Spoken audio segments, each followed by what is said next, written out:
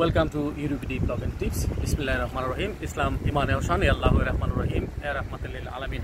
আজকের এই পর্বটি হলো সম্পূর্ণ আপনাদের প্রশ্ন আমার উত্তর, অর্থাৎ প্রশ্নোত্তর পর্ব নিয়ে। আপনারা আমার ব্লগে যে প্রশ্ন করেছেন, ওদের আগ্রহে অপেক্ষা করছেন, আজকে সেটার অবসান হতে যাচ্ছে।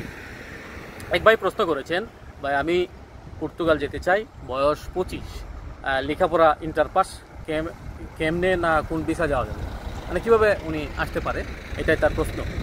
এখন উত্তর হচ্ছে সহজ। আপনি ইন্টার পাস সার্টিফিকেট দিয়ে জগতের বিভিন্ন দেশে আসা যায়।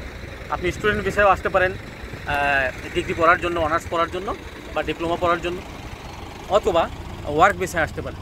ঠিক আছে, আপনার জন্য এটা। আমার জানা নাই, বয়স যেহেতু 25, আশা করি আপনার স্টুডেন্ট ভিসায় ওয়াইজ হবে।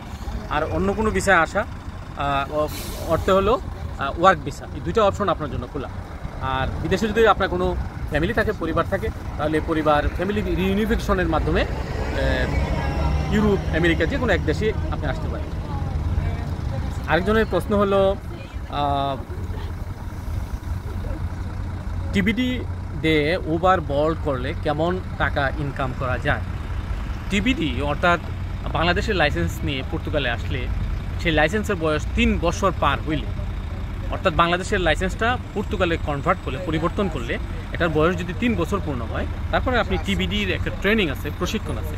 এই প্রশিক্ষণ নিয়ে প্রশিক্ষণ সার্টিফিকেট নেওয়ার পরে আপনি এখানে টিবিডির বিজনেস করতে পারবেন। তো টিবিডির বিজনেসের ইন অ্যাভারেজ আপনি অর্থাৎ 1200 ইউরোর উপর থেকে ধরে আপনি 2000+ ইউরো ইনকাম করতে পারবেন। এখানে খরচ বাদ যাবে, অনেক খরচ আছে, তেলের খরচ আছে, গাড়ি যার কাছ থেকে নেবেন তার খরচ আছে, ইত্যাদি। আরেকজন বলছেন যে স্টুডেন্ট ভিসায় এসে পার্মানেন্ট হবার বা টিআরসি পাওয়ার সুযোগ আছে কি? জি, অবশ্যই। স্টুডেন্ট ভিসায় এসে পর্তুগালে 5 বছর ধারাবাহিকভাবে থাকলে, অর্থাৎ আপনি আইসে অনার্স করলেন, তারপর মাস্টার ডিগ্রি করলেন, এর ভিতরে আপনি চাকরি বাকরিও করতে পারবেন। পর্তুগালে কিন্তু চাকরি করারও স্কোপ আছে স্টুডেন্ট ভিসায়, পার্ট টাইম, ফুল টাইম যা করতে পারবেন এখানে। আরেকজন প্রশ্ন করেছেন, আসসালামু আলাইকুম। ওয়ালাইকুম আসসালাম। আপনি রহমান ভাই, সিঙ্গাপুর থেকে, ধন্যবাদ প্রশ্নের জন্য। would you talk to you for a while? I would be grateful. You have a schedule to talk. উনি আমার সাথে কথা বলার শিডিউল চাচ্ছে। আমার কথা হচ্ছে, ভাই আমি শিডিউল এভাবে কাউকে দিতে পারি না, দুঃখিত। তবে প্রশ্ন করেছেন তাই উত্তর দিচ্ছি। আপনি কি জানতে চান? আপনি যদি পর্তুগালে এসে সেট হতে চান, তাহলে পর্তুগালে ওয়ার্ক ভিসা আসার চেষ্টা করুন, ঠিক আছে, অথবা স্টুডেন্ট ভিসা আসার চেষ্টা করুন, বা জব সিকার ভিসা, চাকরি খোঁজার ভিসা। চাকরি খুঁজে ভিসা যদি আপনি পান, সিঙ্গাপুর থেকে আসবেন পর্তুগালে, এসে এখানে আপনি জব সার্চ করে চাকরি খুঁজে আপনি যাবেন, অর্থাৎ থেকে যাবেন।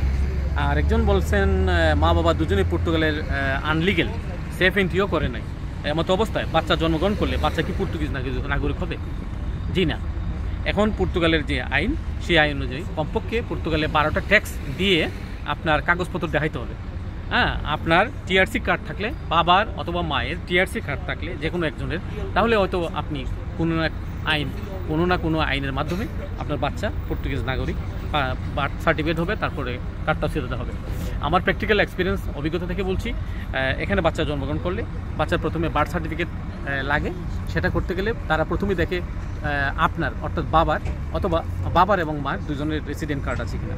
দুজনের রেসিডেন্ট কার্ড থাকলে তারপরে তারা আপনাকে দিবে বাচ্চার বার্থ সার্টিফিকেট। তারপরেও তারা প্রশ্ন করে, পর্তুগিজ, আপনি পর্তুগিজ কিনা, ঠিক আছে, আপনি পর্তুগিজ জানেন কিনা। তারপরে বেশিরভাগ ক্ষেত্রেই একজন গ্যারান্টর চায়, মানে রেফারেন্স চায়। এই রেফারেন্সওয়ালা ব্যক্তি অবশ্যই পর্তুগিজ ভাষা জানতে হবে, তার পর্তুগিজ কার্ড থাকতে হবে, রেসিডেন্ট কার্ড থাকতে হবে, টেম্পোরারি কার্ড হোক আর এই পার্মানেন্ট কার্ড হোক, এই হলো অবস্থা, ঠিক আছে। তারপরে আপনার বাচ্চা যদি বার্থ সার্টিফিকেট এবং তারপরে পায়, তাদের বলে পার্মানেন্ট কার্ড পায়, কার্ডটা সিধা দেওয়া পায়, তারপরে সে পর্তুগিজ পাসপোর্ট পাবে, ঠিক আছে। তারপরে আপনার ইটালির পার্মানেন্ট রেসিডেন্ট দিয়ে কি পর্তুগালে কনভার্ট করতে পারবো? অবশ্যই পারবেন। তবে এটার জন্য পর্তুগালের আইমার সাথে, আইমা অফিসের সাথে ইমেলে যোগাযোগ করুন, বেটার। আপনার বিস্তারিত লিখে দিন, রেসিডেন্ট কার্ডের কপি দিন, দেওয়ার পরে আপনি যোগাযোগ করেন যে আপনি এখানে এসে পার্মানেন্টলি থাকতে চান, ইটালি থেকে পর্তুগালে এসে থাকতে চান, তাহলে তারা একটা রিপ্লাই অবশ্যই আপনাকে দেবে, ঠিক আছে। এই হলো বিষয় আসে। অথবা আপনি বিকল্পভাবে ইমিগ্রেশন লয়ারের সাথে যোগাযোগ করেন। আরেকজনের প্রশ্ন করেছেন, একটা বিষয় জানতে চায়, উনি দেশের 12 বছরের বাচ্চা কতদিন পর পর্তুগিজ পাসপোর্ট পেতে পারে? দেশ থেকে যদি কোনো বাচ্চা এখানে 10-12 বছরের পর্তুগালে এসে বসবাস করে, তাহলে প্রথমে দেখতে হবে আপনি বাবা অথবা মা, আপনি পর্তুগালের পিআর পাওয়ার পরে পর্তুগালের পাসপোর্ট আপনারা আগে পাবেন। আপনি আগে পর্তুগালের পাসপোর্ট পাওয়ার পরে আপনার বাচ্চা পর্তুগালের পাসপোর্ট পাবে, এটাই আমি জানি। ঠিক আছে, এরপরেও আরও বিস্তারিত জানার জন্য ইমিগ্রেশন লয়ারের সাথে কনসালটেন্ট করতে পারেন, বিনিময়ে তারা কিছু পয়সা নেবে। ভাই ওয়ার্ক ভিসা চালু আছে কি? অবশ্যই পর্তুগালের ওয়ার্ক ভিসা চালু আছে, বাট খুব কম এবং লিমিটেড। বর্তমানে তো ইন্ডিয়ায় যেতে পারতেছে না মানুষ, পরিস্থিতি এই। তবে জব সিকার ভিসা যারা বাংলাদেশের বাইরে আছেন তারা ট্রাই করুন, ইনশাল্লাহ ভিসা পেলে আসবেন।